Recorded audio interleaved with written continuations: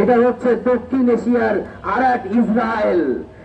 যদি আজকে আমরা এই ইসরায়েলকে এই আমাদের বাংলাদেশের মাটিতে এসে বসতে দিই, যদি চিটাগাংয়ের ওই আমাদের টার্মিনালকে তাদের হ্যান্ডলিং করতে দিই, যদি চিটাগাংয়ের পোর্ট আমরা তাদেরকে দিয়ে দিই, আল্লাহর কসম সত্যি করে দেখেন, আপনারা বিশ্বাস করেন, কালকে বাংলাদেশ হবে আর এক গাজা।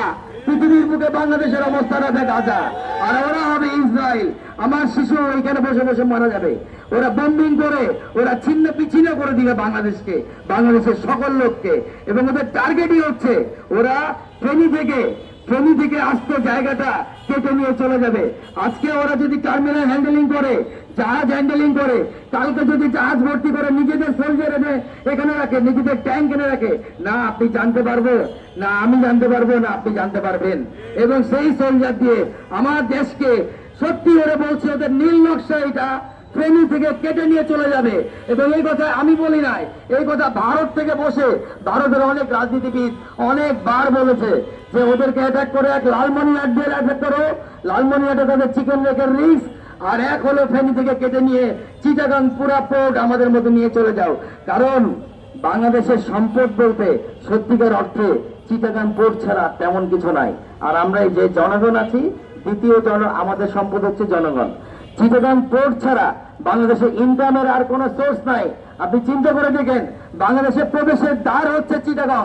পৃথিবীতে যত জাহাজ যায় তারা হচ্ছে চিটাগাং হয়ে আসে, চিটাগাং হয়ে ঢুকে। আপনার অন্য কোনো ইয়ে নাই। পৃথিবীতে যত আপনার হলো দূরজাহাজ চলে, সেগুলো আপনার হলো এই পথেই চলে। আপনি যদি আজকে চিটাগাং পোর্টকে তাদের হাতে দিয়ে দেন, তাহলে কিন্তু আমাদের সার্বভৌমত্ব চলে যাবে, আমাদের দেশের সমস্ত সম্পদ চলে যাবে, এবং আমরা আগামীতে কিন্তু আর এক গাজায় পরিণত হব ইসরায়েলের হাতে, এই ভারতীয় ইসরায়েলের হাতে। এবার আমি একটা প্রমাণ আপনাকে দিই যে কেন আমরা এই কথা বলছি। আপনারা তো দেখছেন যে এটা একটা দুবাইয়ের কোম্পানি, যেটা হচ্ছে ডিপি ওয়ার্ল্ড। দুবাই হচ্ছে একটা ইন্টারন্যাশনাল বিজনেস হাব।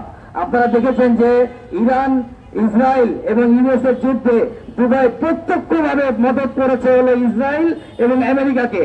দুবাই আসলে আমেরিকারই তৈরি করা আর একটা হাব, যেটা এখন মুসলিম নামে আছে, কিন্তু সমস্ত নন মুসলিম কাজকাম সেখানে চলে। সমস্ত নোংরামি, সমস্ত দুনিয়ার যত জাহেলি, যত দোজখের কাজ কারবার আপনি যদি দুবাইয়ে যান, দুবাইয়ে গিয়ে পাবেন। বাংলাদেশের যে 78 লক্ষ কোটি টাকা নিয়ে গেছে শেখ হাসিনা, আমি বিশ্বাস করি এর 50 লক্ষ কোটি টাকায় আছে দুবাইয়ে। দুবাইকে যদি আপনি ধরতে পারেন ঠিক মতো, তাহলে আপনি এই টাকাগুলো ফেরত পাবেন। আর দুবাইয়ে প্রতিষ্ঠান করেছে ডিপি ওয়ার্ল্ড। ডিপি ওয়ার্ল্ডের মতো প্রতিষ্ঠান আপনি যে কোনো দেশ থেকে গিয়ে দুবাইয়ে করতে পারেন। এটা দুবাইয়ের কোনো প্রতিষ্ঠান না।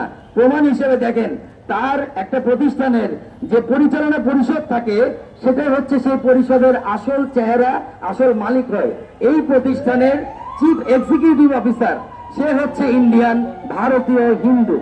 আপনার এখানে যে চিফ ফাইন্যান্সিয়াল অফিসার, সিএফও বলি আমরা যাকে, সে হচ্ছে ভারতীয়, একজন হিন্দু।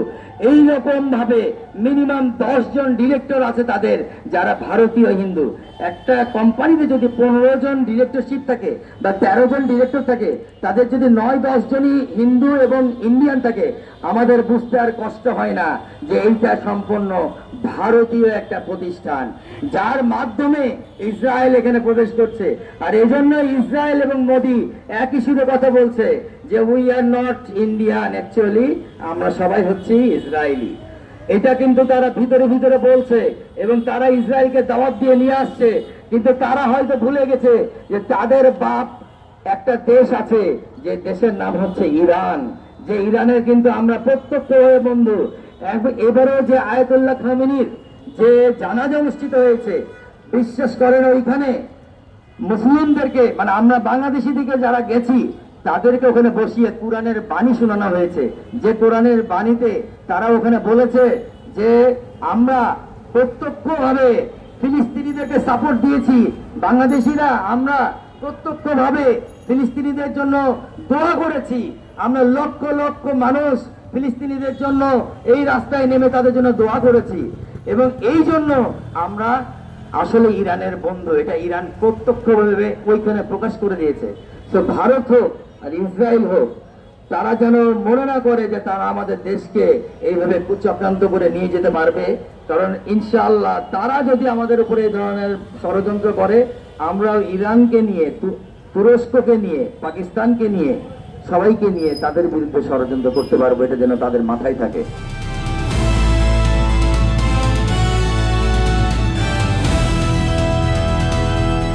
দিনাজপুর টিভি, মানুষের জীবনের কথা বলে।